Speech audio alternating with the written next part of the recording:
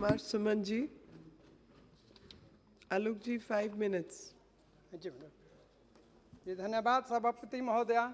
सबसे पहले मैं माननीय अध्यक्ष महोदय के लिए शीघ्र स्वस्थ होने की कामना करता हूं एवं आपका आभार व्यक्त करता हूं कि आपने देश के सबसे महत्वपूर्ण फाइनेंस बिल 2021 पर बोलने का मौका दिया।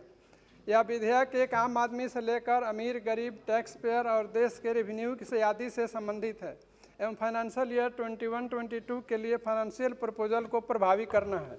महोदया, इस बिल की मुख्य बात यह है कि पार्ट 14 में द डायरेक्ट टैक्स विवाद से विश्वास एक्ट 2020 को अमेंड करना है ताकि पेंडिंग इनकम टैक्स लिमिटेशंस को कम किया जा सके, रेवेन्यू बढ़ाया जा सके एवं टैक्स पेयर को पीस ऑफ माइंड हो। जैसा कि 1 मार्च 2021 से करदाताओं के द्वारा फॉर्म 1 में कुल 1,28,733 डिक्लेरेशन को फाइल किया गया, जिसमें 1393 डिक्लेरेशन सेंट्रल पीएसयू का और 833 डिक्लेरेशन स्टेट पीएसयू का है।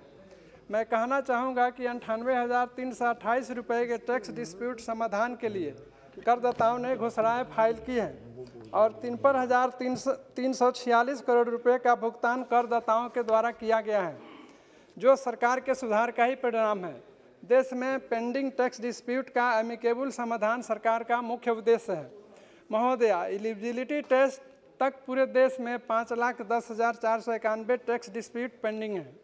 अपीलों के निपटारे के लिए सरकार ने फेसलेस अपील्स स्कीम 2020 लाई ताकि इसमें अधिक इफिकेसी, ट्रांसपेरेंसी और अकाउंटेबिलिटी हो, लेकिन इस स्कीम में सीरियस फ्रॉड्स, बड़े कर की चोरी, अंतर्राष्ट्रीय कर एवं काला धन आदि शामिल नहीं है। वित्त अधिनियम 2021 से टैक्स डिस्प्यूट समाधान को बेहतर बनाया गया है। 31 मार्च तक पूरे देश में 5,82,735 टैक्स डायरेक्ट टैक्स से संबंधित अपील पेंडिंग है, जिसमें ऑनरेबल सुप्रीम कोर्ट में 5,363 और ऑनरेबल हाई कोर्ट में 31,548 तथा बाकी सब अलग अलग फोरम में पेंडिंग है। इसी प्रकार इनडायरेक्ट टैक्स के अंतर्गत सेंट्रल एक्साइज के 31,365, कस्टम के 35,070, सर्विस टैक्स के 35,827 और जीएसटी के 4,692 केस अलग अलग फोरम में पेंडिंग है। इन सारी समस्याओं से निपटारे के लिए फाइनेंस बिल 21 की भूमिका बहुत ही महत्वपूर्ण है। इस बिल में डिस्प्यूट रिजोल्यूशन कमेटी को बनाने का भी प्रावधान है।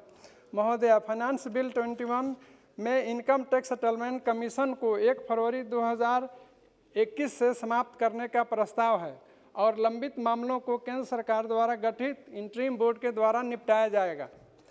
With the objective to allow small taxpayers to resolve their disputes with minimum cost and compliance burden, the Finance Bill 2021 has proposed to create one or more dispute resolution committee, specifically targeted towards such taxpayers. The Dispute Resolution Committee shall have the power to reduce or grant immunity from prosecution for any offence under the Income Tax 1961. सरकार को revenue का collection अच्छे से हो एवं tax payers को सहूलियत मिले, यही इस बिल की महत्वपूर्ण उद्देश्य है। मैं यहाँ बताना चाहूँगा कि देश में अलग अलग जुडिशियल फोरम में इनकम टैक्स अपील वर्ष 2014-15 में 3,75,306 था, वहीं बढ़कर 18-19 में 4,78,801 हो गया। वहीं रिकवरी ऑफ एरियर्स वर्ष 2016 में 31,534 करोड़ था, जो वर्ष 2019 में 40,599 करोड़ हो गया। इन सभी तथ्यों पर फाइनेंस बिल के आने से सहयोग मिलेगा।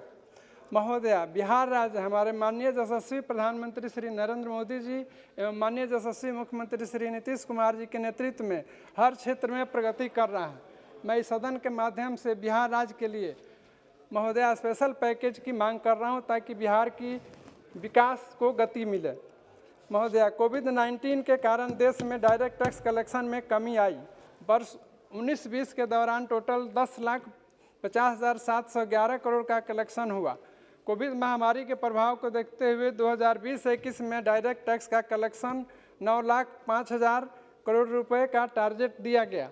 मैं यहाँ बताना चाहूँगा कि 1/4/2020 से 28/2/2021 तक 7,32,388 एक मिनट मैडम, हाँ, 7,32,388.72 करोड़ रुपए का टैक्स का कलेक्शन किया गया, जो कि सराहनीय है।